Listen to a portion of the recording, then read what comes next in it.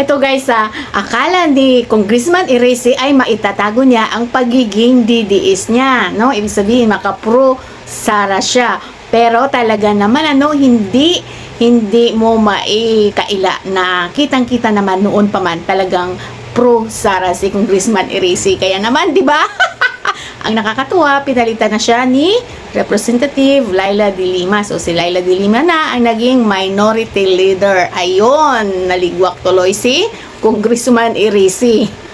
Sa mga sunod-sunuran po na statement ni Congressman Eresi ay talagang pinoprotektahan talaga si Inday Lustay.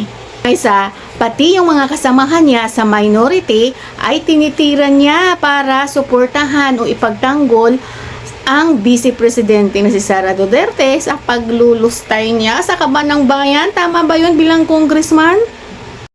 Talagang sinabi pa na takot ang mga ito bilang kung sakaling maging presidente si Sara Duterte. So mga kababayan, take note, ayaw natin ng isang presidente na magsisilbing hari-harian sa bansa.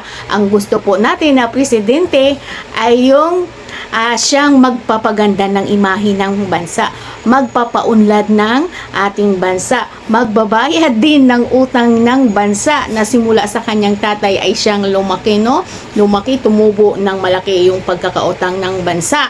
So, at maliban pa po dyan, ayaw po natin ng isang presidente na may imahe ng ganon, yung paglulustay sa confidential fund, yung para sa mga bata, and nagbabanta ng golgo rin ang ating mahal na Pangulong Bongbong Marcos, First Lady, at siyempre yung dating speaker na si Speaker Martin, and Reyna ng Tukang.